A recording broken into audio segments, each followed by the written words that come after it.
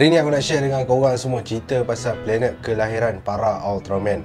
Memang kebanyakan Ultraman ni berasal dari planet yang sama, tapi ada juga Ultraman yang berasal dari planet yang berbeza. Kita mulakan dulu dengan planet Nebula M78 ataupun lebih dikenali sebagai Land of Light, atau bahasa Melayu dia ialah Tanah Cahaya. Memang majoriti Ultraman yang kita kenal, diorang tu semua berasal dari planet ni lah. Diorang ni semua memang makhluk asing, tapi rupa asal diorang ni sama macam manusia, sehinggalah diorang semua ni terkena sinaran plasma spark dan akhirnya menyebabkan diorang berubah menjadi makhluk gergasi Ultra.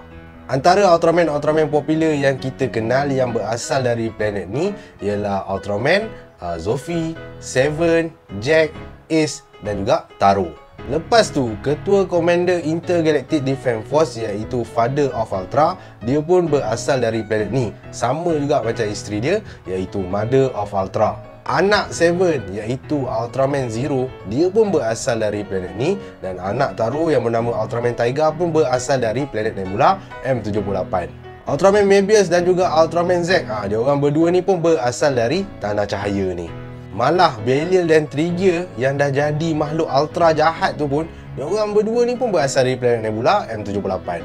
Banyak lagi lah Ultraman yang lain yang berasal dari planet Nebula M78 ni, tapi aku bagi tahu mana yang popular dan yang mana kita biasa kenali lah. Kita beralih pula ke sebuah planet yang lain pula. Planet ni bernama planet L77.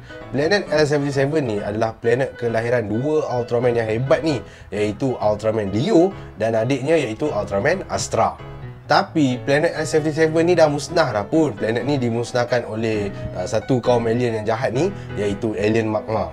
So, bila planet L77 ni dah dimusnahkan, menyebabkan dua adik-beradik ni terpaksalah menumpang kat planet Nebula M78. Tapi kadang-kadang dua adik-beradik ni menumpang juga kat planet yang mana Ultraman King diami, iaitu planet King.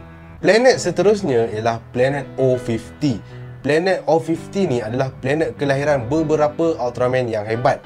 Antara Ultraman yang berasal dari planet O50 ni ialah Ultraman Orb, Ultraman Rosso, Ultraman Blue, Ultraman Fuma dan adik kepada Ultraman Rosso dan Ultraman Blue iaitu Ultra Woman Grigio. Planet O50 ni ada sebuah kuasa misteri yang bernama Ring of Light. Ring of Light ni dia terletak di puncak pergunungan yang dipanggil sebagai Crusader Peak. Ring of Light ni adalah sebuah kuasa misteri yang boleh memilih sesiapa sahaja yang layak untuk menerima kuasa cahaya dan seterusnya membolehkan orang tu berubah menjadi makhluk Ultra sama seperti makhluk Ultra yang berada kat planet Nebula M78. Contohnya macam Gai Kurenai. Gai Kurenai ni adalah human form kepada Ultraman Orb. Gai Kurenai telah dipilih oleh Ring of Light untuk memiliki kuasa cahaya dan membolehkannya bertukar menjadi Ultraman Orb untuk melindungi alam semesta. Lepas planet O50, aku nak cerita pula pasal planet U40. Planet U40 ni adalah sebuah planet kelahiran dua Ultraman yang sangat kuat dan juga sangat gagah. Dua Ultraman ni bernama Ultraman Jonius dan juga Ultraman Titus. Jonius dan Titus ni asalnya berupa seperti manusia, tapi disebabkan kat planet U40 ni ada Ultramind, maka benda tu telah menyebabkan Jonius dan Titus boleh berubah menjadi makhluk gergasi Ultra. Okey, macam mana pula dengan Ultraman TDG iaitu Ultraman 3, Dyna dan juga Gaia? Ultraman 3 ni masih lagi misteri lah pasal asal usul dia, sebab dia datang ke bumi pun masa bumi masih lagi dalam era peradaban purba. Tapi Dyna pula disebabkan bapa Shin Asuka iaitu Kazuma Asuka, dia dah masuk ke dalam terowong cahaya semasa menjalankan uji kaji teknologi Zero Drive. Dia entah macam mana telah berubah menjadi makhluk cahaya. So makhluk cahaya itulah yang sebenarnya telah menyelamatkan Shin Asuka dan membolehkan Asuka berubah menjadi Ultraman Dyna. So boleh kata Ultraman Dyna ni berasal dari planet bumi lah, sebab Kazuma Asuka tu kan orang bumi kan. Cuma itulah macam mana orang kata apa, cerita secara terperinci tu, macam mana si Kazuma Asuka tu boleh dapat kuasa cahaya. Adakah disebabkan pertemuan teknologi Zero Drive dengan terowong cahaya tu yang sendiri yang menyebabkan Kazuma Asuka berubah menjadi makhluk cahaya ataupun makhluk Ultra, ataupun ada something yang bagi kuasa cahaya tu kepada Kazuma Asuka. So benda tu masih lagi misteri lah.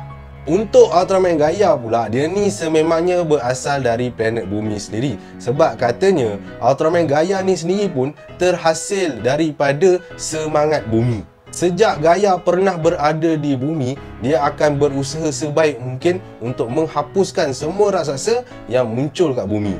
Sehinggalah ke zaman moden di mana Gamo Takayama telah bertemu dengan Ultraman Gaia semasa menjalankan uji kaji virtual reality. Gamo telah mendapat kuasa cahaya Gaia untuk memusnahkan raksasa-raksasa yang dihantar oleh Radical Destruction Bringer yang mahu mengancam keselamatan bumi. So, itulah dia Ultraman yang kita tahu dari mana asal usul planet diorang. Tapi, ada juga Ultraman yang kita tak tahu langsung diorang punya asal usul. Antara Ultraman yang masih lagi rahsia diorang punya asal usul ialah Ultraman Noah, Ultraman King, Ultraman Cosmos, Ultraman Regulus dan juga Ultraman Ginga. Tapi walaupun asal usul diorang ni tak diketahui, diorang ni ada tujuan yang sama, iaitu untuk menyelamatkan alam semesta daripada gangguan raksasa-raksasa dan alien-alien yang jahat.